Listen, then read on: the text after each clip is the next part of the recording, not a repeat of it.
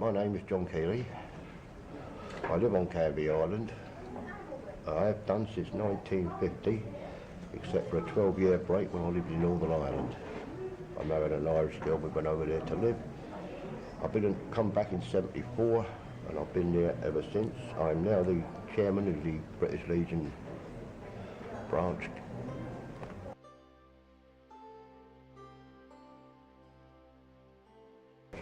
See all this water down the bottom of the road. I went up the other end of the road and to get out on top of the sea wall, rode my bike round to the paper shop at Evoke. The paper shop is still there today, like, you know. He looked at me and said, "What do you want, John?" I said, "Come to me paper round." He said, "There's no paper, they were all bloodied out." And I thought, oh, yeah.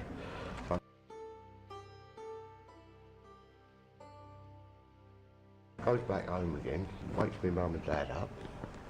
Says, "You better get up," I says, "it's bloody." My mother says, "Stop messing around, go and do your paper round." So I'm not messing about. I had a job to convince her.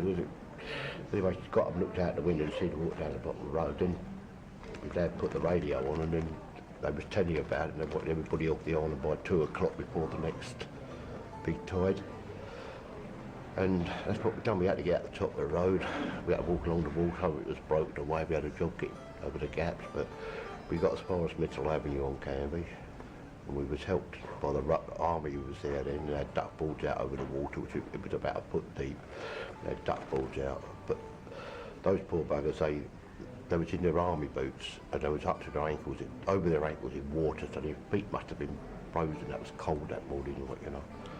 And they got us onto the main road and put us in an army lorry, took us as far as the haystack, where we got off and we got a bus. They had buses on, and we went up to Shipwrights Drive School at Benfleet. And there they laid on coffee and sandwiches and such as. And then they come round, if anybody wanted relatives to go to, there was coaches laid on. And they picked the areas you want. And we went up to West Norwood in London there to my aunt's place and was on that coach nearly all day long. And there was some bored and all my tears because you had to go around the house dropping people off. You had to do the area. It wasn't just like going straight there, like, you know. But we was about the last stop and we got there and we was up there for nearly 3 weeks before we come back to the island again. But it was a devastation of it. It took everybody by surprise, you know. There's nothing on the, well, we didn't have television in them days to start off, and there was nothing maybe on the radio about it. No, we knew there was a high wind, but then you often got high winds and that there, like, you know. But once again, it was lack of maintenance like they do today. It was always the same old cry they had, didn't they got now, we've got no money. The walls hadn't been looked after or done since the Dutch put them up there when they took the land from the sea.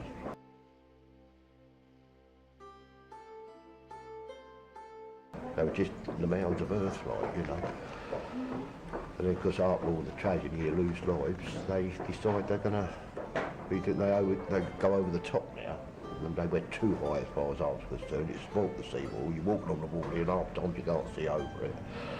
They had no need to do that. If they'd have done that first layer of pilings in the first place, that would never have happened.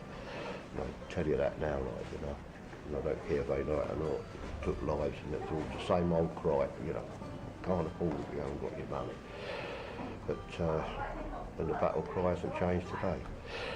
But that's about all I can tell you at the time. But we had, you know, obviously there was memories and things. We went back to our house and luckily that hadn't been touched by water. The water had come up both ways. But we were sort on a bridge a bit and it missed us. I put a rabbit in my bedroom, I had it in the hutch, and I put the hutch in the bedroom because I didn't want to be out and drown. And I threw half a loaf of bread in, and after 3 weeks I thought he'd be dead. But I come back and he was still alive. Yeah, a bit on the thin side and thirsty, but he was still alive. The bread had gone and half his bedding had gone, which was hay. And but I had him for a couple of years, a few years after that, like, you know. And it was amazing he was still, I didn't expect to be alive. I expected to see him step up in there, like, you know. But I was telling my little granddaughter of mine, she's 10 I suppose, she was doing a project at school, she came round to ask me questions. And I was telling her about the rabbit, and I said, oh, then for a while, I said, then I stuck him in a pot. And she must have believed me, because she wanted, my daughter was telling her mates. She said, he went and stuck it in the pot, she said. My daughter said, he didn't really, he said, he was just joking. But she took it serious, like, you know, it's not really meant it. That was amazing.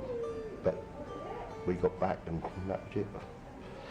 Went back to school again when, yeah, I think schools opened fairly quickly after I got back, like, you know. I think I was up another week on the island, and then the schools opened up and they went back there. So I think Long Road had it quite a bit as well, the school had got water in it.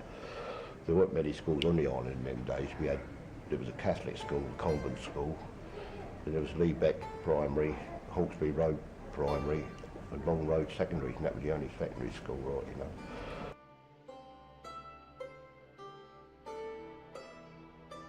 Which is the one I went to, and life just got back to normal then after a bit, like, you know, a terrible tragedy.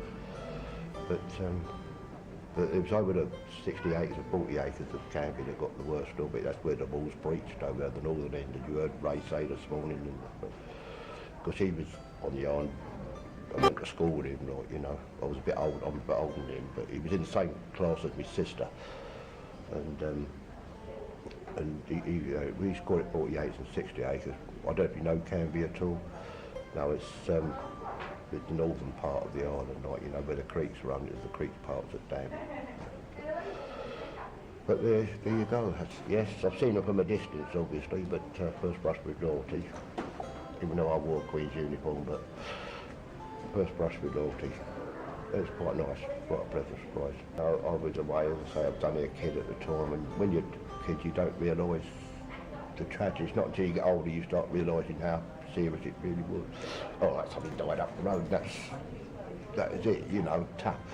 The way you go, like, you know, it's not, I think when you're young you just don't take it all in, it's as simple as that, like, you know.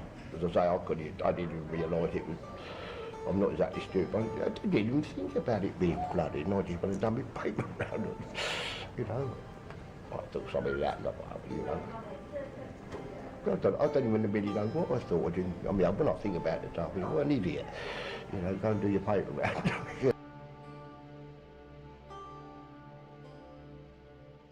Worry about them now, because I see those walls now, and I know what the walls were like at the time, and they was just a disaster waiting to happen. But those walls won't breach now, like, you know. They won't even come over, like, you know. I don't think it come over much at that time. It breached. That's what done it. It didn't come over the top, but they breached. As I say, there was nothing there. There was just the mounds of earth that the Dutch had put there when they reclaimed the land.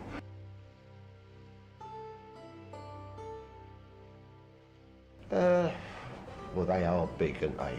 But I mean, there's two tiers. As far as I know, there's 2 tiers of piles down there. You've got one that goes right the way down, and you've got another one on the top of that comes up, like, you know. So they shouldn't break, they shouldn't go down at all. But I'm not worried about them now, like, you know.